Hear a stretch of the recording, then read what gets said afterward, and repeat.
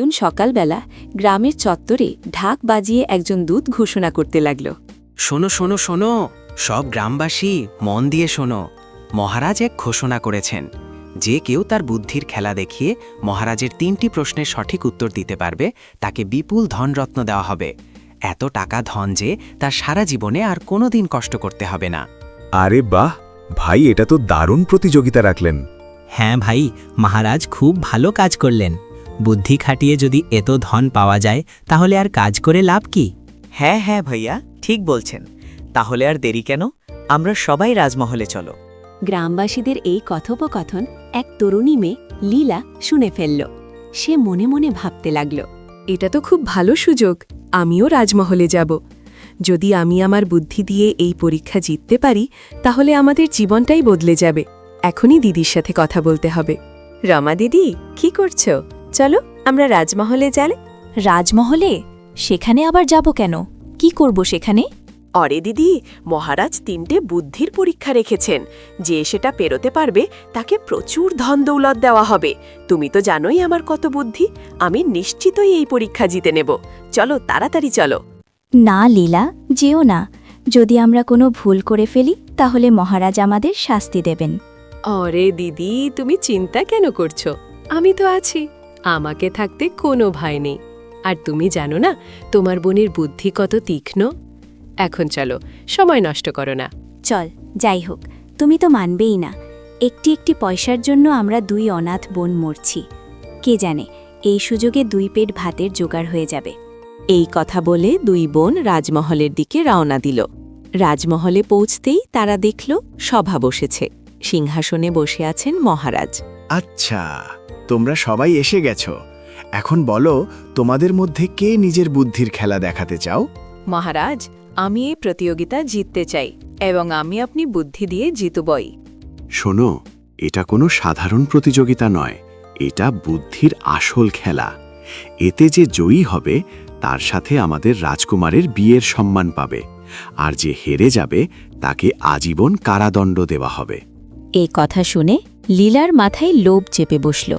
সে ভাবতে লাগল, এটা যদি আমার আগে জানা থাকতো আমি কখনো দিদিকে সাথে নিয়ে আসতাম না। এখন কি করি? যে করেই হোক আমাকে জিততেই হবে। না হলে দিদি যদি জিতে যায় তাহলে আমাকে এই মহলের দাসী হয়ে থাকতে হবে। আরে কি ভাবছো? উত্তর দাও না কেন?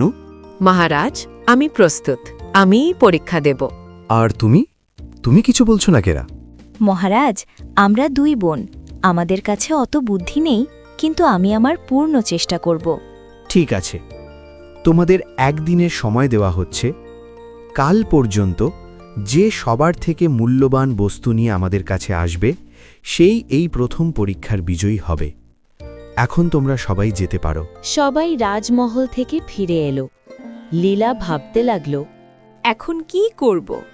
রাজাকে সবচেয়ে মূল্যবান জিনিস কি দেব? সে নিজেই তো রাজা, তার কাছে তো সব আছে। আমার কাছে তো টাকাও নেই। আমি কোন মূল্যবান জিনিস নিয়ে যাব? দিদি, তুমি বাড়ি যাও, আমি কোথাও যাচ্ছি, কিছুক্ষণে ফিরে আসব। এ কথা বলে লীলা সেখান থেকে দ্রুত বেরিয়ে পড়ল। সে মনে মনে ভাবছিল, এখন আমাকে আমার চাল চালতে হবে। দিদিকে আমি জিততে দেব না। আমি এমন একটা উপহার দেব যার রাজার সবচেয়ে বেশি পছন্দ হবে। লীলা সরাসরি জমিদার মহাজনের বাড়িতে গিয়ে হাজির হল। মহাজনজি, আপনি এখানে বসে আছেন। আপনার সাথে আমার খুব জরুরি কাজ ছিল। ওরে লীলা, ওরে তুই আমার কাছে? এতদিন ধরে তোকে ডাকছিলাম, কিন্তু তুই কখনো আসিসনি। আজ এমন কি কাজ পড়ল যে তুই নিজেই আমার কাছে চলে এলি? মহাজনজি, আপনি তো জানেন মহারাজ বুদ্ধির খেলা রেখেছেন। যে এটা জিতবে তাকে প্রচুর ধন দেওয়া হবে এবং রাজকুমারকে বিয়ে করতে হবে। কিন্তু আমি রাজকুমারকে বিয়ে করতে চাই না। আমি শুধু আমার বুদ্ধি দিয়ে এই 3 পরীক্ষা জিতেই দৃষ্টান্ত স্থাপন করতে চাই। মহারাজ যে ধন দেবেন সেই সব ধন আমি আপনাকে দেব এবং আপনার সাথেই বিয়ে করে নেব। শুধু প্রথমে আপনি আমার একটু সাহায্য করুন। আচ্ছা, আরে এত ভালো প্রস্তাব। বেশ বেশ বেশ বেশ, চলো বলো কি করতে হবে, আমি এখনই প্রস্তুত। আমাকে কিছু অর্থ চাই, যাতে আমি প্রথম পরীক্ষা জিততে পারি। প্রতিযোগিতা শেষ হলেই আমি ফিরে এসে আপনার সাথে বিয়ে করব। আচ্ছা, তাহলে এই কথা। রুক রুক রুক, আমি এক্ষুনি টাকা নিয়ে আসছি। জমিদার কিছু টাকা নিয়ে এলো এবং লীলার হাতে গুজে দিল। এই নে, আর মনে রেখো তোর কথা। হ্যাঁ মহাজনজি, আমি আমার কথা ভুলব না। লীলা হাসি মুখে সেখান থেকে বেরিয়ে গেল। বোকা জমিদার, সে ভাবছে আমি রাজকুমারকে ছেড়ে এই বুড়োকে বিয়ে করব। এটা তো শুধু আমার চাল ছিল, যাতে আমি টাকার বন্দোবস্ত করতে পারি। অন্যদিকে রমা খুব চিন্তিত। সে ভাবছে, হে ভগবান, আমি কি করব? আমি কিছুই বুঝতে পারছি না যে আমি মহারাজকে কি উপহার দেব। তার কাছে তো সবই আছে, তাহলে আমি তাকে কি দেব? ঠিক তখনই এক বুড়ো গ্রামবাসী সেখানে এলেন। মা, তুমি খুব চিন্তিত দেখাচ্ছে, কি হয়েছে? বাবা, আমি বুঝতে পারছি না যে আমি মহারাজকে কি দেব। তার কাছে তো সব দামি জিনিস আগে থেকেই আছে। দেখো মা, রাজাকে টাকা পয়সার নয়, দিলের জিনিস চাই। এমন কিছু দাও যা রাজার কাছে নেই, কিন্তু যা তার হৃদয় স্পর্শ করে যায়। এ কথা বলে সেই বুড়ো চলে যায়। পরের দিন রাজদরবারে সবাই হাজির। মহারাজ জিজ্ঞেস করলেন, ভালো, এখন বলো তোমরা দুজন আমার জন্য কি এনেছো? মহারাজ দেখুন, আমি আপনার জন্য অনেক অনেক টাকা ধন জোগাড় করেছি। আপনি খুশি হন, শুধু এটাই আমার ইচ্ছা। এ তো অনেক টাকা। বলো তো, এত টাকা কোথায় পেলে? মহারাজ, মনে হচ্ছে এই মেয়েটি তার সারা জীবনের সঞ্চয় আপনাকে উপহার দিয়েছে। হ্যাঁ, তাই মনে হচ্ছে। আচ্ছা, এখন তুমি বলো রমা, তুমি কি এনেছো? রমা একটি ছোট্ট পুটলি বের করে মহারাজের হাতে দিল। মহারাজ পুটলিটি খুললেন এবং আশ্চর্য হয়ে গেলেন। এ তো তুমি আমার জন্য মাটি এনেছো। আরে, তোমার এত সাহস! রাজাকে মাটি উপহার দাও। মহারাজ, আমরা সবাই এই মাটি থেকেই জন্ম নিই এবং এই মাটিতেই মিশে যাই। এই মাটি থেকেই আমাদের ফসল হয়, যার থেকে আমরা বাঁচি। এই মাটির কোনো দাম নেই, কিন্তু এটাই সবচেয়ে মূল্যবান। আমার মনে হয় এর চেয়ে বড় উপহার আর কিছুই হতে পারে না। ঠিক আছে, ঘোষণা করো। মহারাজ লীলাকে বিজয়ী ঘোষণা করেছেন। আমরা প্রথম পরীক্ষার বিজয়ী লীলা। লীলার মুখে চাপা হাসি ফুটে উঠল। সে ভাবল, হ্যাঁ, আমার প্রথম কদম কামিয়াব হলো। দিদিকে হারিয়ে দিলাম, এখন শুধু আরও 2টো পরীক্ষা জিততে হবে। ঠিক আছে, এখন দ্বিতীয় পরীক্ষা হবে। কাল সকালে তোমরা দুজন একটি জাদুকরি বাটি থেকে পানি পান করবে। মনে রাখবে, যার মনে লোভ থাকবে সে তক্ষুনি অজ্ঞান হয়ে পড়ে যাবে। পরীক্ষার কথা শুনে লীলা চিন্তিত হয়ে পড়ল। ওহো, তাহলে এটা জাদুকরি বাটি। আমাকে কিছু করতে হবে, এর প্রভাব খতম করতে হবে। আমাকে তান্ত্রিক বাবার কাছে যেতে হবে। রাতে লীলা রাজপ্রাসাদ থেকে বেরিয়ে ঘন জঙ্গলে পৌঁছাল। একটি কুঁড়ে ঘরের ভেতরে একজন তান্ত্রিক ধ্যানে বসেছিলেন। কে ওখানে? সামনে আয়। লীলা ভেতরে গিয়ে তান্ত্রিকের পায়ে পড়ে যায়। তান্ত্রিক মহারাজ, আমার কথা শুনুন।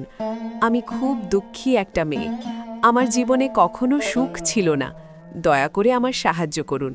আপনি যা বলবেন আমি তা করব। তুই কে? তোর কি চায়? আর তুই আমাকে কি দিতে পারিস? যদি আমি রাজার প্রতিযোগিতা জিতে যাই, তাহলে আমি এই রাজ্যের রানী হয়ে যাব, আর তখন আপনাকেই আমি রাজা বানিয়ে দেব। শুধু একটু সাহায্য করুন, সেই জাদুকরি বাটির প্রভাব খতম করে দিন। যখন আমি পানি পান করব, তখন যেন কিছু না হয়, আর যখন আমার বোন পানি পান করবে, তখন যেন তার ওপর প্রভাব হয়। ভালো দরদাম, ঠিক আছে। তান্ত্রিক একটি ছোট বোতল বের করে লীলার হাতে দিল। তাহলে এই নে ভূত, এটা নিয়ে যা। যখন তুই বাটি থেকে পানি পান করবি, তখন এতে একটু ভূত মিশিয়ে নিবি। তোর কিছু হবে না, কিন্তু যে এটা ছাড়া পানি পান করবে তার উপর প্রভাব হবে। ধন্যবাদ তান্ত্রিক মহারাজ। লীলা ভূতের বোতল নিয়ে ফিরে আসতে লাগল। সে মনে মনে খুব খুশি। আমি তো এই তান্ত্রিককেও বোকা বানিয়ে দিলাম। রাজ্যের লোভ দেখিয়ে কাজ হাসিল করে নিলাম। সত্যি আমার বুদ্ধি অতুলনীয়। পরের দিন সবার উপস্থিতিতে দ্বিতীয় পরীক্ষা শুরু হলো। তোমরা দুজন প্রস্তুত তো? মন্ত্রী, ওই জাদুকরি পেয়ালা আনাও। যে কেউ এই পেয়ালা থেকে পানি পান করবে, যদি তার মনে লোভ থাকে, তবে তার ঠোঁট। মন্ত্রী একটি উজ্জ্বল রূপোর পেয়ালা নিয়ে এলেন। লীলা মনে মনে ভাবল, আমার তো কিছুই হবে না। সে চুপি চুপি সেই জাদুকরি পেয়ালায় তান্ত্রিকের দেওয়া ভূতের বোতল থেকে তরল ফেলে দিল। তারপর নির্ভয়ে পানি পান করল। দেখুন মহারাজ, লীলার ঠোঁট আগের মতোই রয়ে গেল। আশ্চর্য, লীলার ঠোঁট তো একদম স্বাভাবিক আছে। এ সত্যিই সৎ। ভালো, এখন রমা পান করুক। এবার রমা পেয়ালা তুলে নিঃসংকোচে পানি পান করল। সঙ্গে সঙ্গে তার ঠোঁট হালকা নীল রং ধারণ করল। তুমি তো লোভী বলে প্রমাণিত হলো। দেখো, তোমার ঠোঁট নীল হয়ে গেছে। না মহারাজ, আমার মনে কোনো লোভ ছিল না। এটা কিভাবে হলো আমি জানি না। আমার মতে এবারও বিজয়ী লীলা, আর তুমি হারলে। এখন শুধু একটি শেষ পরীক্ষা বাকি আছে। যদি এবারও তুমি হারো, তাহলে তোমাকে আজীবন কারাদণ্ড দেওয়া হবে। এটাই তোমার শেষ আশা রমা। মন্ত্রী যান এবং 2টি থলেতে কিছু অর্থ নিয়ে আসুন, আর এদের দুজনকে একটি করে দিন। মন্ত্রী 2টি থলে নিয়ে এলেন এবং 2 বোনকে একটি করে থলে দিলেন। এখন আমি দেখতে চাই তোমরা দুজন এই অর্থ দিয়ে কি কাজ করো এবং কতটা ভালো কাজ করো। এই অর্থ তুমি কোথায় খরচ করো? 2 বোন অর্থ নিয়ে দরবার থেকে বেরিয়ে বাড়ি চলে গেল। পথে লীলা ঠাট্টা করতে লাগল। দেখো দিদি, আমি তো বলছি তুমি কিছুই করতে পারবে না। এই প্রতিযোগিতাও তুমি হেরে যাবে, তাই আগেই বলে রাখছি। না, আমি আমার পূর্ণ চেষ্টা করব। আমি হার মানব না। আমার কাছে সত্য আর সততা আছে। আমি তাদের নিয়েই এই প্রতিযোগিতা জিতবার চেষ্টা করব। মধ্যরাতে লীলা উঠে পড়ল এবং চুপি চুপি রমার সব টাকা চুরি করে নিল। এখন তো আমার কাছে এত বিপুল অর্থ হয়ে গেল, আমি এই সব টাকা রেখে দেব। আর গ্রামবাসীদের কি করে টের পাবে? আমি নকল শিককে সবাইকে বিলিয়ে দেব। হ্যাঁ, এটাই ঠিক হবে। সকাল হতেই লীলা সব টাকা লুকিয়ে রেখে নকল শিককে বানাতে মহাজনের কাছে গেল। অরে, এ কি লীলা? হ্যাঁ, অরে তুমি আমার কাছে এলে, সব ঠিক তো? দেখুন মহাজনজি, আমাকে নকল শিককে চাই, এতগুলো যে কেউ চিনতে না পারে। এ তো গলদ কাজ। যদি কেউ টের পায়, তাহলে তোমাকে শাস্তি পেতে হবে। তার ভয় করবেন না। এই নিন, আমি আপনাকে এত টাকা দিচ্ছি। শুধু নকল সিক্কে বানিয়ে দিন, যাতে আমি অনেক লোকের মধ্যে বিলিয়ে দিতে পারি আর মহারাজ আমার দয়ালুতা দেখতে পান। আপনাকে কোনো শাস্তি হবে না, আমি এই কথার প্রতিশ্রুতি দিচ্ছি। আচ্ছা আচ্ছা, ঠিক আছে।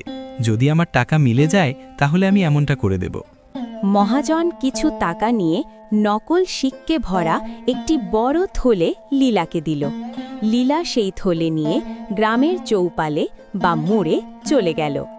অন্যদিকে রমা ভাবছিল, আমি তাড়াতাড়ি রাজার টাকা নিয়ে সব গরিব মানুষের সাহায্য করে দেব, যাতে সবার ভালো হয়। কিন্তু যখন সে তার থলেটি খুঁজতে গেল, এ কি, আমি তো এখানেই থলিটি রেখেছিলাম, এখন এখানে তো নেই। মনে হয় আমার থলি চুরি হয়ে গেছে। হে ভগবান, এখন আমি কি করব? যদি আমি গ্রামবাসীদের সাহায্য করতে না পারি, তাহলে হয়তো আমি প্রতিযোগিতায় হেরে যাব। না, আমাকে যে কোনো উপায়ে গ্রামবাসীদের সাহায্য করতেই হবে। মহাজনজি, আমাকে কোনো কাজ দিয়ে দিন, যাতে আমি টাকা রোজগার করে কোনো গরিবের ভালো করতে পারি। অরে, তুই কি করতে পারবি? অরে, তোর বোন দেখ কত চালাক, আর তুই কাজ চাচ্ছিস। আমি পরিশ্রমে বিশ্বাস করি জমিদার সাহেব, আপনি আমাকে কোনো কাজ দিন। আচ্ছা, ঠিক আছে। আমাদের খেতে ফসল কাটতে হবে, সেটা কেটে দাও। তারপর আমি তোমাকে কিছু পয়সা দেব। ঠিক আছে, আমি করতে রাজি আছি। রমা সকাল থেকে সন্ধে পর্যন্ত খেটে খেটে ফসল কাটল। সন্ধ্যায় সে জমিদারের কাছে গেল। এই নে তোর 3টি রূপোর শিককে। তুই অনেক পরিশ্রম করেছিস বেটি। ধন্যবাদ। রমা 3টি রূপোর শিককে নিয়ে গ্রামের দিকে হাঁটতে লাগল। হঠাৎ রাস্তায় একজন গ্রামবাসী কাঁদতে কাঁদতে দেখল। কি হয়েছে কাকু, আপনি এত কাঁদছেন কেন? আমার ছেলের অবস্থা খুব খারাপ। যদি তাকে ডাক্তারের কাছে না নিয়ে যাওয়া হয়, তাহলে সে মারা যেতে পারে। কিন্তু আমার কাছে পয়সা নেই। আমি বুড়ো আর অসহায়। এখন কি করি বলো, আমি কি করব? রমা কিছুক্ষণ ভাবল, তারপর তার 3টি রূপোর সিক্কে সেই বৃদ্ধের হাতে গুজে দিল। আপনি এগুলো নিয়ে যান, আপনার বাচ্চার চিকিৎসা করান। কারো জীবন শুধু টাকার অভাবে চলে যেতে দেওয়া বড় পাপ হবে। বৃদ্ধ চলে গেল। রমা একা দাঁড়িয়ে ভাবল, এখন আমার পয়সাও চুরি হয়ে গেল। এই তো পরিশ্রম করে কামিয়েছিলাম, কিন্তু যদি আমি না দিতাম তাহলে সেই বাচ্চার জীবন চলে যেত। এখন রাজার সামনে আমি কি উত্তর দেব যে আমি সব? অন্যদিকে লীলা পুরো গ্রামে নকল সিক্কে বিলিয়ে দিচ্ছিল। গ্রামবাসীরা তাকে প্রশংসায় ভাসছিল। সত্যি লীলা বেটি, তুমি খুব মহান, তোমার হৃদয় খুব বিশাল। এর চেয়ে ভালো মেয়ে তো সারা গ্রামে কেউ নেই। লীলা, তুমি রানী হওয়ার যোগ্য। লীলা মনে মনে খুব হাসছিল। হ্যাঁ, এরা সব কত বোকা! লোকেরা নকল সিক্কেও চিনতে পারল না। এখন তো লোকেরা 2 দিন পর্যন্ত চিনতেই পারবে না যে আমি যা দিয়েছি তার নকল সিক্কে। পরের দিন সকালে 2 বোন আবার দরবারে হাজির। মহারাজ, আমার তো অর্থ চুরি হয়ে গিয়েছিল, তাই আমি এক মহাজনের কাছে গিয়ে সারা দিন মজুরি করলাম, আর যে অর্থ জমা করলাম তা এক বৃদ্ধ ব্যক্তিকে দিয়ে দিলাম, কারণ তার ছেলে অসুস্থ ছিল। যদি আমি টাকা না দিতাম তাহলে হয়তো তার বাচ্চাটি মারা যেত। তাই আমি পরিশ্রম করে যে অর্থ রোজগার করলাম তা এক গরিবকে দান করে দিলাম। এই মিথ্যা কথা বলছে মহারাজ। আমার মনে হয় না দিদি এমনটা করবে। দিদি নিশ্চয়ই সব অর্থ চুরি করে নিজের কাছে রেখে দিয়েছে। তুই কি বলছিস লীলা? আমি তোর বোন, বোনের ওপর কিভাবে এই অপবাদ দিচ্ছিস? আপনি আমার বোন, এর মানে এই না যে আমি ভুলের পক্ষ নেব। মহারাজ, সে নিজেই সব অর্থ চুরি করে নিজের কাছে রেখে দিয়েছে, কারণ ছোটবেলা থেকেই তার টাকার প্রতি খুব লোভ ছিল। আর আমি তার বোন, তাই আমি তাকে ভালো করেই চিনি। রমা, তুমি এবারও পরীক্ষায় পাশ করতে পারলে না, আর তুমি হারলে। তোমার বোন এই পরীক্ষায় জিতে গেছে, তাই তোমাকে আজীবন কারাদণ্ড দেওয়া হবে, আর তুমি আজই কারাগারে বন্দী হবে। সৈনিকরা, একে নিয়ে যাও এবং বন্দী করো। মহারাজ লীলার দিকে ফিরলেন। আর লীলা, তোমার বিয়ে কাল রাজকুমারের সাথে ধুমধাম করে সম্পন্ন করা হবে, এ আমার আদেশ। লীলা মনে মনে উল্লসিত হয়ে উঠল। এখন তো আমি এই রাজ্যের রানী হয়ে যাব। মহারাজ, আমার কিছু ঠিক ঠিক লাগছে না। নিশ্চয়ই কিছু একটা আছে যা আমরা দেখতে পাচ্ছি না। সৈনিকরা রমাকে নিয়ে গিয়ে কারাগারে বন্দি করে দিল। রমা অন্ধকার কুঠরিতে বসে কাঁদতে লাগল। হে ভগবান, এ কি হচ্ছে? আমি তো সততার সাথে 3টি প্রতিযোগিতাতেই অংশ নিয়েছিলাম, তাহলে আমার সাথে এ কেন হচ্ছে? লীলা যে এত সহজে জিতে গেল, সে নিশ্চয়ই এমন কিছু করেছে যা আমি বুঝতেই পারছি না। নিশ্চয়ই সে কিছু ভুল কাজ করেছে, আমাকে তাকে থামাতে হবে। তখনই একজন সৈনিক চুপি চুপি রমার কুঠরির কাছে এলো। কিন্তু আপনি আমার কি সাহায্য করবেন? আমি তো এই কালকুঠুরিতে আছি, কাল তো রাজকুমারের বিয়েও আছে। এখনো বিয়েতে সময় আছে। আমি তোমাকে এই কালকুঠুরি থেকে বের করে দিই, কেউ জানতে পারবে না। সৈনিক কুঠুরির দরজা খুলে দিল। রমা বেরিয়ে এলো। আপনাকে ধন্যবাদ। সাবধানে যাও। রমা ছুটে গিয়ে সেই ঘন জঙ্গলে সন্ন্যাসীর কুটিরে পৌঁছাল। সন্ন্যাসী মহারাজ, আমার প্রণাম গ্রহণ করুন। অরে রমা বেটি, তোমার অনেক অনেক ধন্যবাদ। তুমি আমাকে কখনো ক্ষুধার্ত থাকতে দাওনি। বলো, কিভাবে এলি আমার কাছে? সন্ন্যাসী মহারাজ, আপনি বলেছিলেন বিপদে আপনাকে স্মরণ করতে। আজ আমি খুব বড় বিপদে আছি। আমার বোন ঠকিয়ে 3টি প্রতিযোগিতা জিতেছে। কাল তার রাজকুমারের সাথে বিয়ে এবং আমাকে কঠিন শাস্তি দেওয়া হয়েছে। আমি সত্য আর সততা দিয়ে অংশ নিয়েছি। আমাকে কোনো রাস্তা বলুন যাতে আমি তার সত্যতা সবার সামনে তুলে ধরতে পারি। ঠিক আছে, আমি দেখেছি বেটা যে তোমার বোন ছলনা করেছে। এই নাও, এই জাদুর আয়না নিয়ে যাও। এটা মহারাজের সামনে রেখে দাও। মহারাজ সব সত্যি এবং তোমার বোনের কুকর্ম দেখতে পাবেন। আপনার অনেক অনেক ধন্যবাদ মহারাজ, আমি যাই। রমা জাদুর আয়না নিয়ে রাজমহলে পৌঁছাল, যেখানে বিয়ের প্রস্তুতি চলছে। লীলা মণ্ডপে রাজকুমারের পাশে বসে আছে। তুমি এখানে কি করছো? আমি তো তোমাকে কারাগারে বন্ধ করিয়েছিলাম। মহারাজ, আমার বোন ছলনা করে 3টি প্রতিযোগিতা জিতেছে। আমি সব সত্যের প্রমাণ নিয়ে এসেছি। তোমার এত সাহস! মহারাজ, এসব মিথ্যা। দিদি আমার থেকে জ্বলছে।